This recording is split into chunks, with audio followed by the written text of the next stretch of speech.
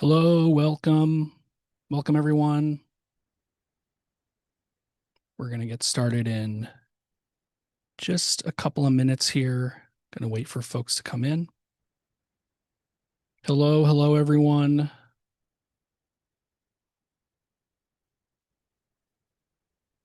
Feel free to drop your name and where you're joining us from in the chat.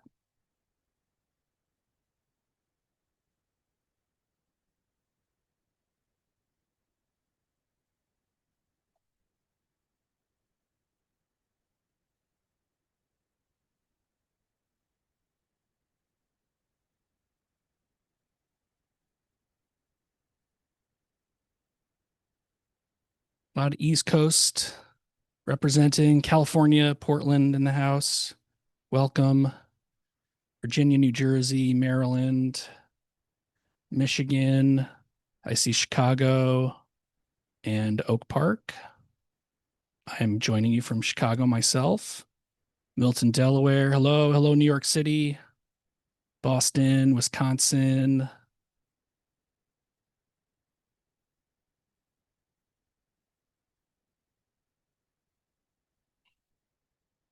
New Mexico, Ohio.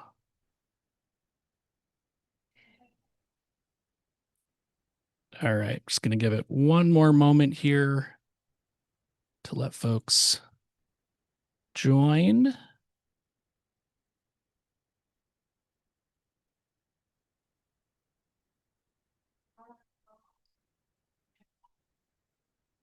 All right.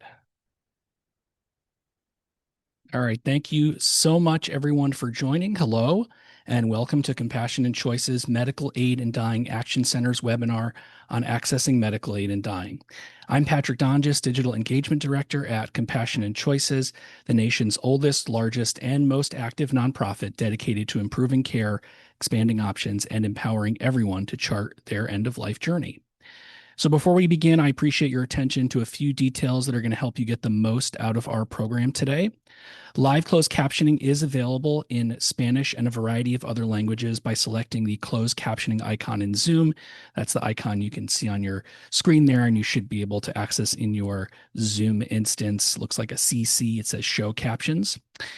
We have several questions, both frequently asked questions and those submitted by attendees that our expert panel will be answering toward the end of this program.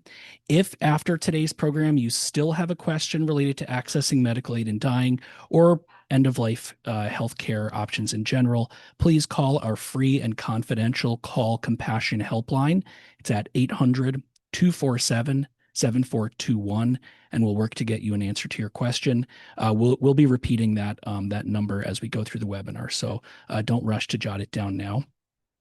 And lastly, this webinar is being recorded, and a link to the recording and resources discussed will be sent via email to all registrants. So today we are going to be talking about medical aid in dying and how to access this end-of-life care option. We are not providing medical advice on this call. And if you're looking for help with a specific situation, we will be sharing resources for assistance throughout the program and via email following this event. Medical aid in dying is an end-of-life care option and clinical practice in which a mentally capable, terminally ill adult with a prognosis of 6 months or less to live can request from their healthcare provider a prescription for medication they may decide to self-ingest to die peacefully in their sleep.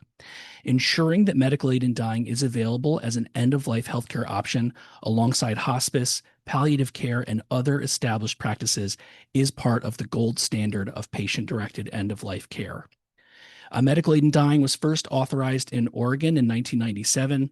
In the years since, we've not only learned so much about the practice of medical aid in dying, but we've also expanded our access to 13 U.S. jurisdictions, including Oregon, Washington, Montana, Vermont, California, Colorado, Hawaii, New Jersey, Maine, New Mexico, the District of Columbia, and now in Delaware and Illinois as well. Accessing medical in dying requires meeting strict eligibility criteria and navigating steps that are required as part of the process. It also requires understanding the facts so that you can be an advocate for yourself or for a loved one. Let's start today's conversation by diving into those specifics with our expert panel. Jaspreet Chowdhary is Compassion and Choice's Senior Legislative Counsel in our Policy and Legal Advocacy Department.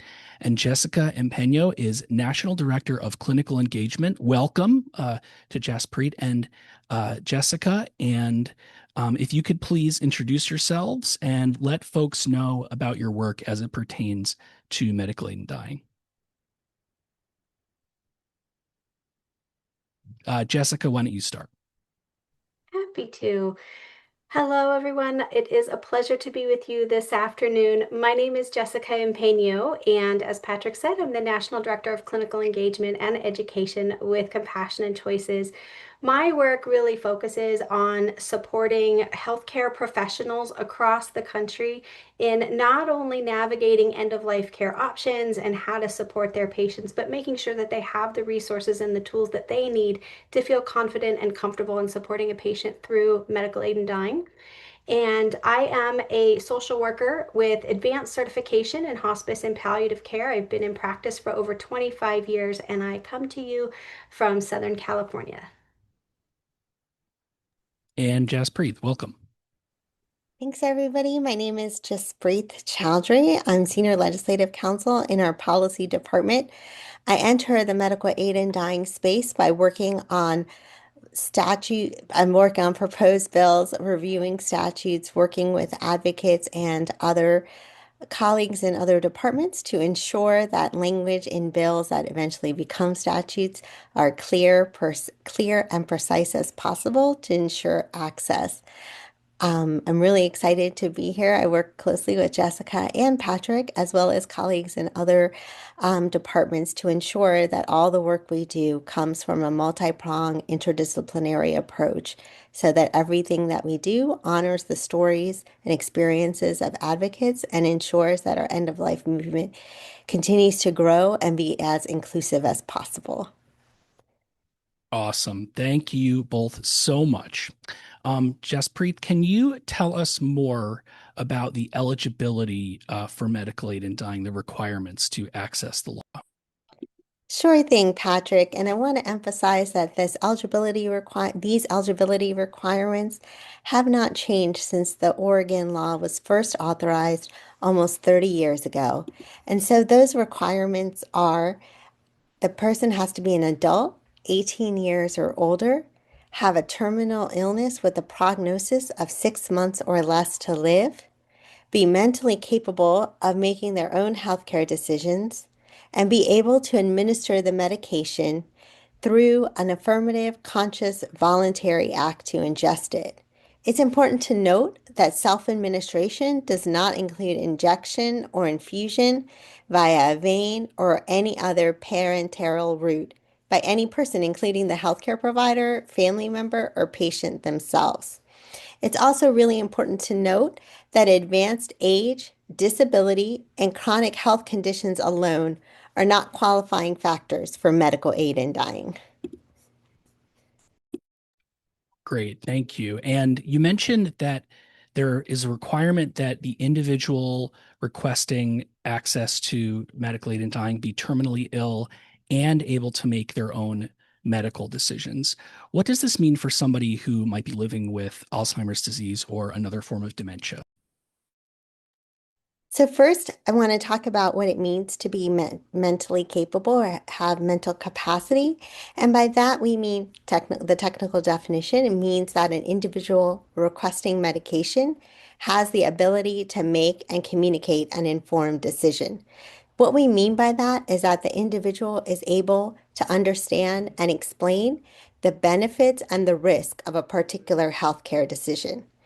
And as required in the law, the ability to make that informed healthcare decision is confirmed by an attending provider and, in most jurisdictions, a consulting provider. And then, if needed, an additional mental health care assessment is done. With regard to Alzheimer's and dementia, it's important to distinguish between incurable and terminal with a prognosis of 6 months to live.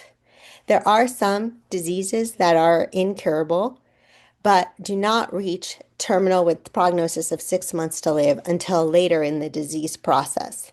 With the progression of dementia and Alzheimer's, there's often a loss of mental capacity by the time the disease reaches the terminal stage.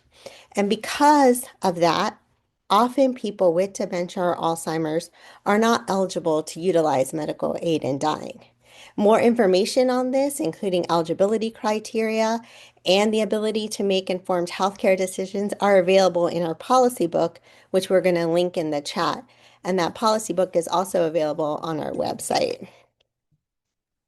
Great. Thank you so much. And the policy book link is in the chat and will be sent to folks on this call and anyone who RSVP'd following the call. That is a lot of information just to start with the eligibility requirements. Jessica, for someone who is exploring the option of medical aid in dying right now, or is interested in learning more about it as part of their future end-of-life care planning, where should they start? Great question, Patrick.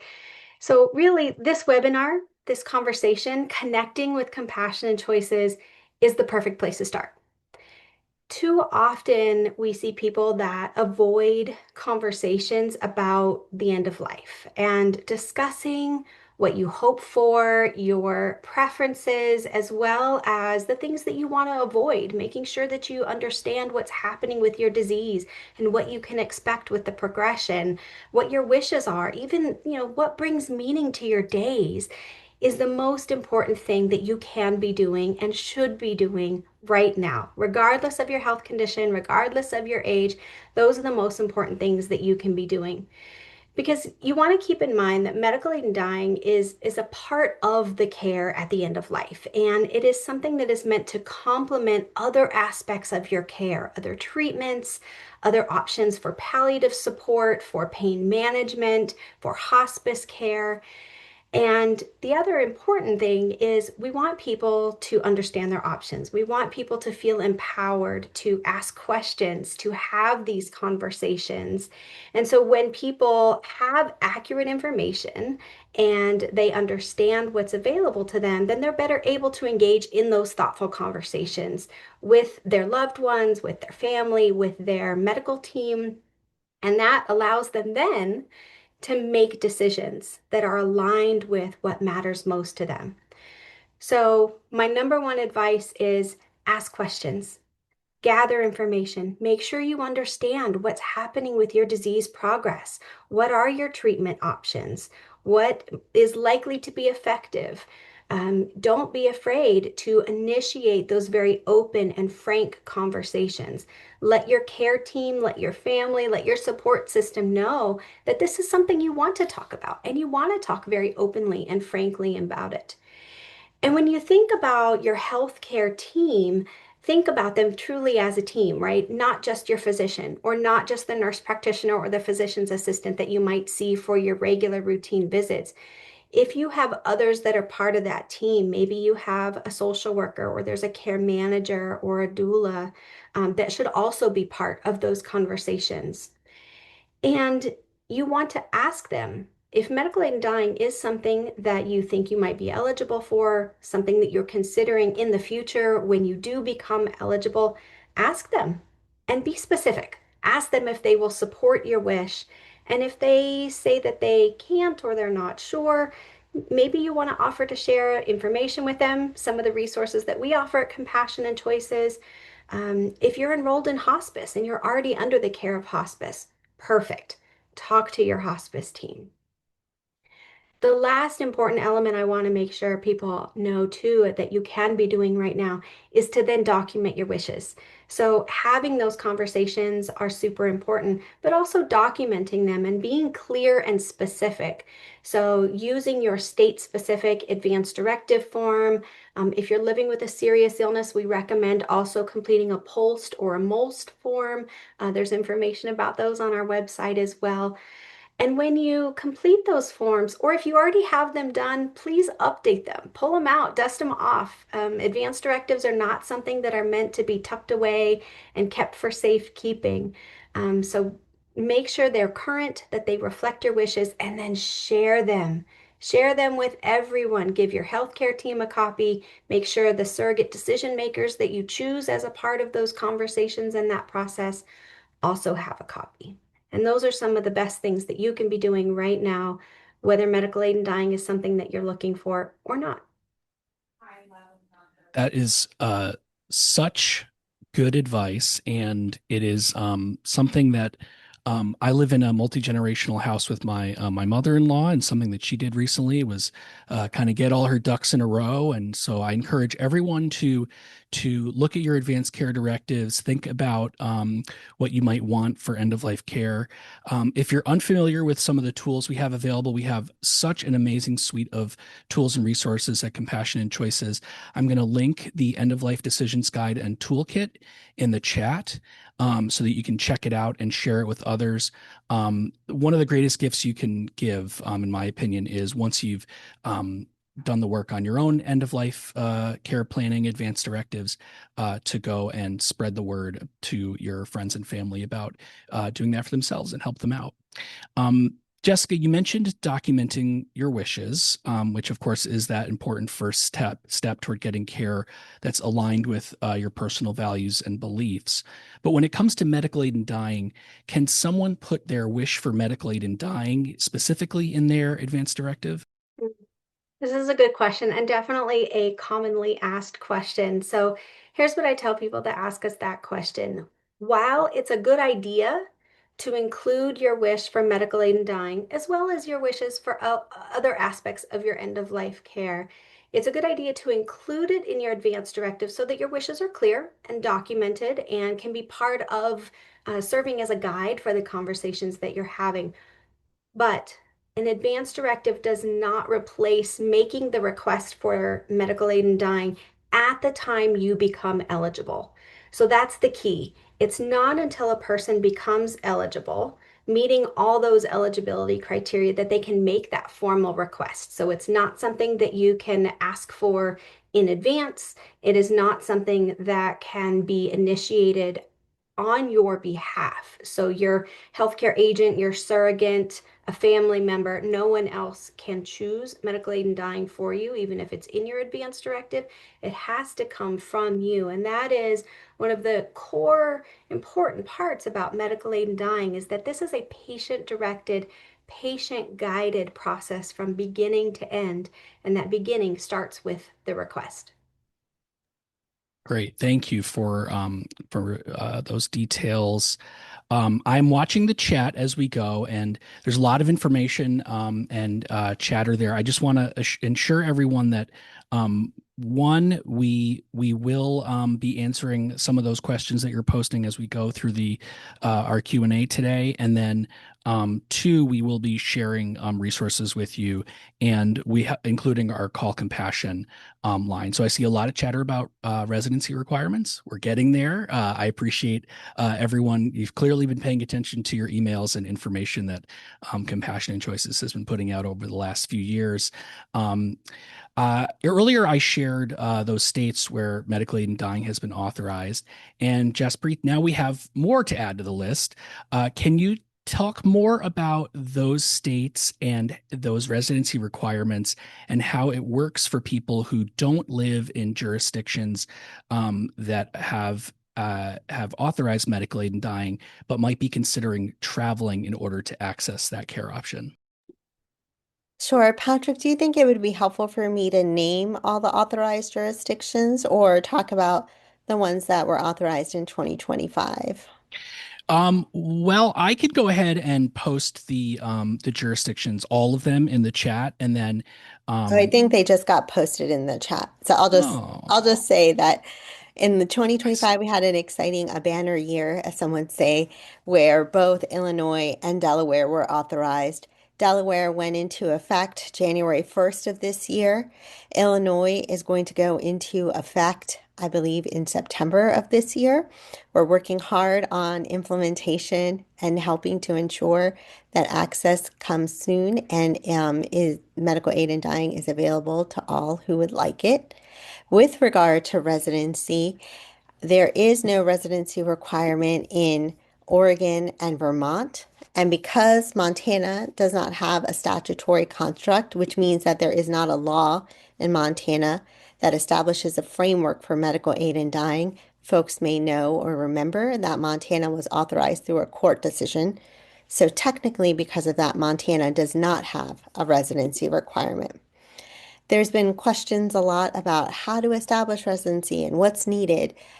It's really important to recognize both the difficulties of travel and establishing residency while terminally ill. And there are also challenges around establishing a qualifying physician patient relationship as a non-resident. While we often say healthcare provider, I also just want to note that in all three of those jurisdictions, Oregon, Vermont, and Montana, only physicians are allowed to participate as attending and providing, as attending and consulting providers. That's why I'm saying physician here. So, even though residency is not required in those jurisdictions, you still must meet all of the other requirements in which you're seeking care. So, this includes the eligibility requirements and finding a provider that's licensed in one of those jurisdictions willing to accept you as a patient.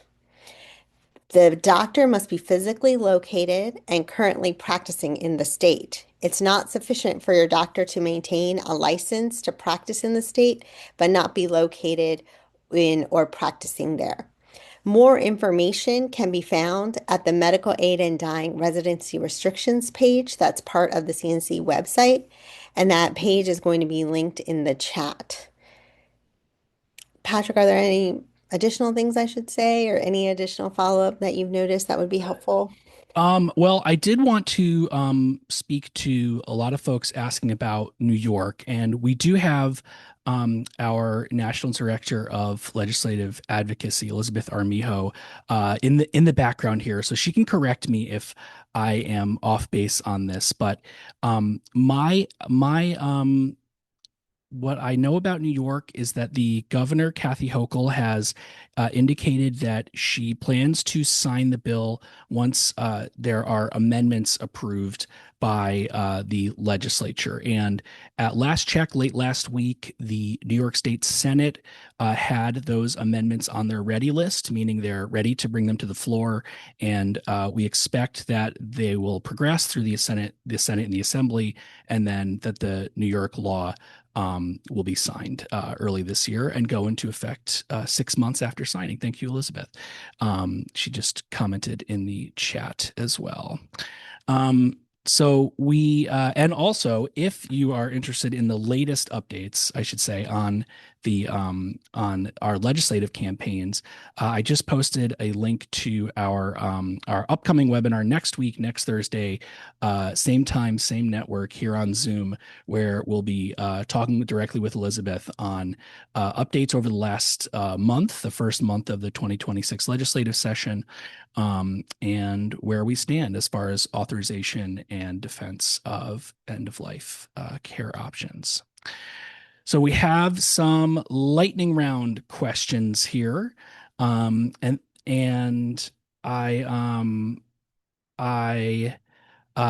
going to start by asking: does someone have to be enrolled in hospice to choose medical aid in dying as an end-of-life care option? The short answer is no. They do not have to be enrolled in hospice to pursue medical aid in dying. However, the majority of terminally ill adults who utilize medical aid in dying are enrolled or in hospice or palliative care services at the time of their death. According to our latest utilization report, it was 89% of individuals who utilize medical aid in dying were enrolled in hospice or palliative care at the time of their death. Great. So not necessary, but most people are enrolled in hospice. Can someone go through the process to receive a medical aid in dying prescription and then change their mind?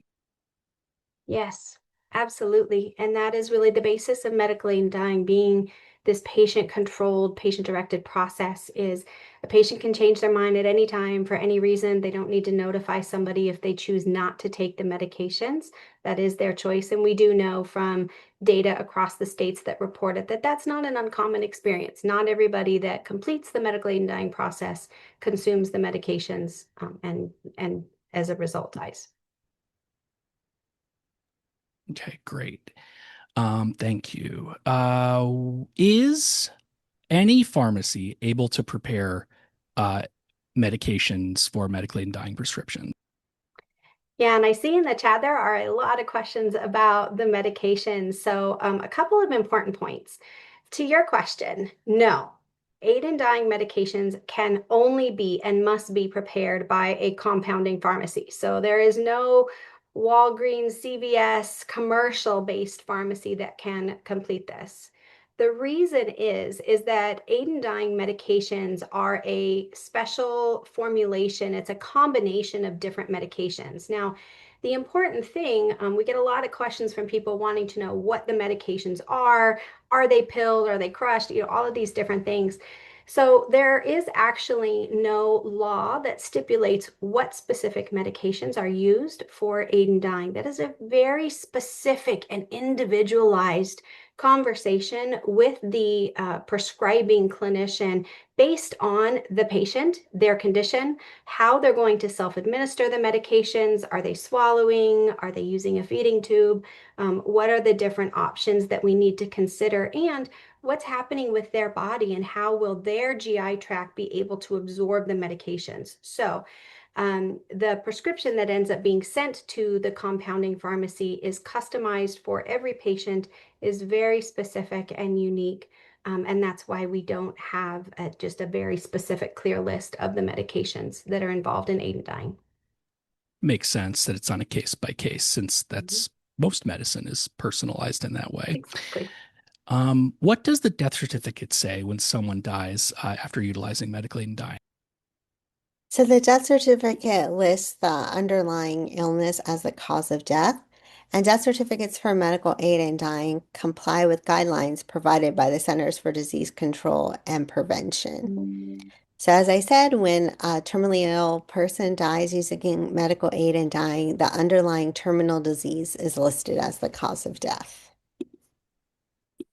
And self-administration is required for medical aid in dying.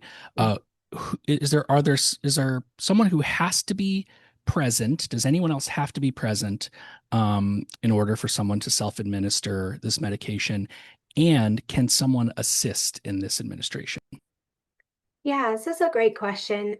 So there is definitely a benefit to having someone present to support the patient, but the patient has to be responsible fully for self-administering the medications, meaning they are taking a voluntary action to introduce the complete medication amount into their body. Now, assistance can be provided in aspects of preparing the medications, mixing up the liquid mixture, even holding it, bringing the medication close. But like I said, the individual themselves has to complete the ingestion. So as long as they are not assisted in actually ingesting the medications in whatever way they ingest, whether they're swallowing or another method, the terminally ill individual has to remain in control and complete it from start to finish. Okay, thank you. Um, I am looking at the chat as well, and I I did want to ask in terms of where someone is allowed to or able to um, take their medical aid in dying prescription. Do they have to take it at a healthcare facility or a hospital? So the majority of people actually choose to be at home.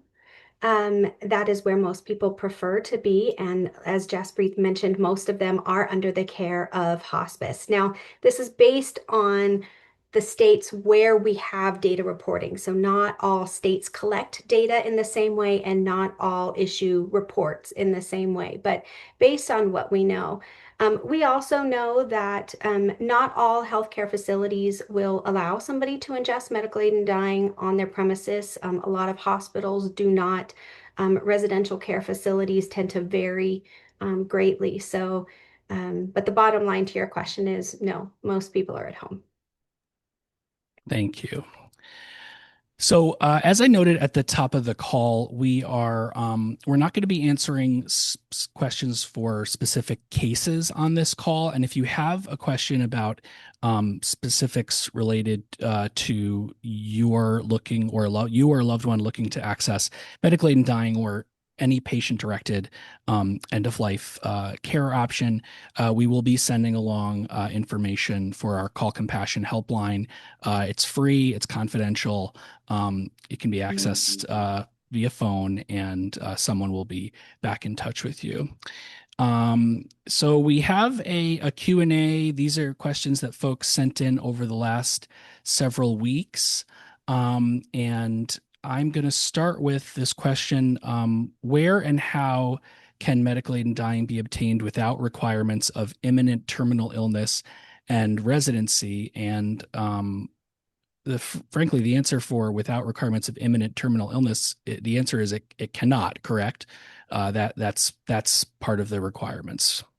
That's correct. Okay. So just to go over those again, that's for the past 30 years as part of these laws.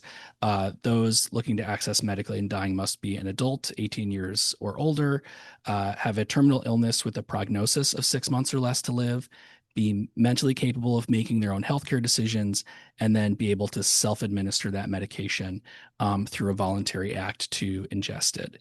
And that does not include injection or infusion via a vein or through any other route by any other person. And then we talked a little bit about the residency requirements, and there is the link to information on those residency requirements. Currently, 3 jurisdictions do not have requirements: Oregon, Vermont, and Montana.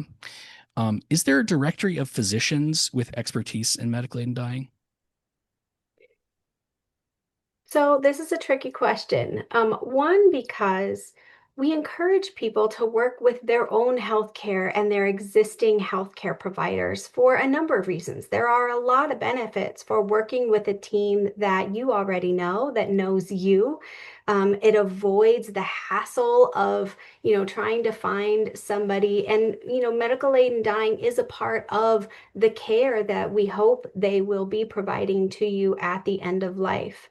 Now, that being said, there are different resources in the community, and I see in the chat we have representatives from some amazing state partners who might be able to assist with more local and community resources. So, like Patient Choices Vermont, hi Amy, End of Life Options New Mexico, California, Colorado. There are a lot of great groups that are able to assist with some additional resources specific to the community. But again, my advice is have a conversation with your healthcare team. Don't assume that you have to go find somebody who specializes in medical aid in dying. The hope is that you are able to receive this as a part of the care that you are already receiving. And I want to shout out those groups that we have been working with throughout the legislative process too. Just as a point of information, many of these local organizations were started either in concert with or prior to the campaigns ramping up to pass legislation in their states, and they are still on the ground working there again alongside our experts. I see a lot of questions about Canada. And I'm going to post a link in the chat on the differences between the US and Canada's medical aid in dying. It's a national program in Canada, and folks can visit there. We could do a whole webinar on this. And I will just say that the eligibility criteria is the biggest difference between the US and Canada. Do either of you want to add to that? Do you want to go, Jessica? Oh, please go ahead. I just was going to say that the Canadian system is different from the US system in many ways, including there's an officially recognized right to die, there's universal health care. And so medical aid in dying exists in different environments in both the Canada and the United States. In the United States, as mentioned, medical aid in dying is much narrower and focused on access for a small group of individuals. And there's also variation from jurisdiction to jurisdiction. Um, and so I wanted to emphasize those points. What were you going to say, Jessica? Everything that you just said, except to add that in Canada, it's actually called medical assistance in dying. It is not the same as medical aid in dying. And like Patrick mentioned, in Canada, it's actually been authorized as a national law. So it's consistent across the whole country. It does require you to be a citizen of Canada in order to access, whereas here in the United States, it is kind of that state by state decision within authorized jurisdictions. And each state is a little bit unique in its process and its requirements. Great, thank you. And again, I encourage folks to check out that webpage. It's very informative. It's got a breakdown of all the differences in those policies. Um, are there any required precursor healthcare treatments, whether those are curative or palliative, necessary for someone to participate in order for them to then request medical aid in dying? So I think it's important for people to know that they are always in control of their own treatment options. You always have the right to choose what kinds of treatments you do and do not want, regardless of your diagnosis or just kind of where you are in your disease trajectory. Eligibility for MAID requires the diagnosis of an incurable and irreversible condition that is now at the point of being terminal. And I think that's an important distinction because incurable and terminal aren't always the same thing. So you can be diagnosed with a disease that is incurable. Alzheimer's disease is a great example, right? That is an incurable disease. There is no cure. There are no ways to effectively reverse the damage that the disease does to the brain, but it is not inherently terminal. It will be eventually, unfortunately, for most people after many, many years, but at the time, it is not. And Alzheimer's, tragically affects so many people and so many families, but it is not something that we see with medical aid in dying. It's not an option because by the time they reach the late stage of the disease, the individual has lost decision-making capacity. And to answer one of the questions that I just saw in the chat, no, another person cannot choose on another person's behalf, regardless of the reason why the person has lost capacity. So it is important to know that um, the eligibility requires that a person is at the terminal phase of their disease. And what we mean by that is if the disease were to run its normal course, we would anticipate a life expectancy of about 6 months or less. And that may sound familiar to hospice eligibility criteria, and that is by design so that people have that support of hospice as well during this process. So that's an important thing to remember that incurable and terminal are not always the same thing, and it does require that terminal phase of the disease. Great, thank you. Um, I did see some questions come over about utilization specifics, asking about statistics, how medical aid in dying is being utilized. I'm going to post the our most recent utilization report in the chat. Again, for those data wonks out there, a lot of good information and numbers on who is utilizing medical aid in dying, why they're utilizing it, and all types of information, including a letter of introduction from our president and CEO, Kevin Diaz. We are nearing the end of our program. Just as a reminder, we will send to anyone who is on this call and anyone who RSVP'd, we will send you a recording of this program, and we will send you links to all the resources that we've discussed. As always, there are a lot of questions about what about my state? I don't have access to medical aid in dying. What can I do to get it? Please, I encourage you to please join us at our national webinar next week. Again, that's 3 p.m. Eastern on February 5th. And you can get to the RSVP via the short link there. We'll have our National Director of Legislative Advocacy, Elizabeth Armijo, on that call talking about the latest and greatest updates on the campaign to authorize and protect fully informed, patient-directed end-of-life care options, including medical aid in dying. And finally, advocates like you are what make this program possible. If you can, please consider a donation to help us continue to provide programming like this. I will link in the chat a link that will get you to a donate page. Just to answer you, Amy, that is an L in that link, and I will post that link to RSVP to next week. Also, again, we really encourage you to give if you can. And I thank you again, everyone, for joining us today. I want to give a special thanks to Elizabeth Armijo, Bernadette Nunley, and Mickey McIntyre at Compassionate Choices for making this event possible. Jaspreet, Jessica, thank you both so much for joining us. Your work is invaluable to this movement, and I'm sure that we will do another one of these soon, based on all of the folks who logged on today. Anything that either of you want to add before we sign off?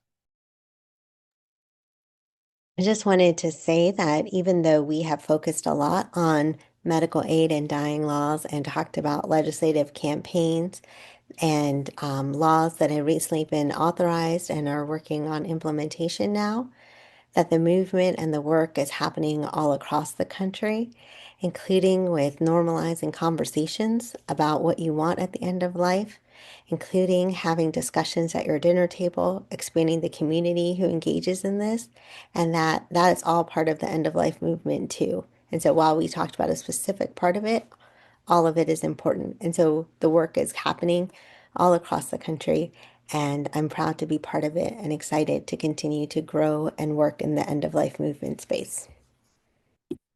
I echo that, of course.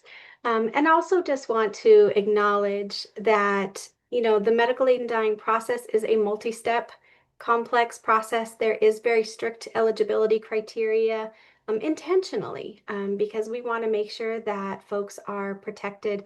And I know it's hard and disappointing when it doesn't get you what you're looking for. And I feel that frustration in people that I talk to all the time. So especially with dementia and Alzheimer's disease, we know those are very common questions. But if there are resources we can assist with, supports we can help with, if you'd like to learn more about voluntary stopping and eating and drinking, or other end-of-life options, there's lots of resources available offered by Compassion and Choices, and we are here to help. Thank you. Thank you both so much. And thank you, everyone, for joining us today. For everyone here at Compassion and Choices, we hope you have a great rest of your day and hope to see you next week. Thanks, everyone.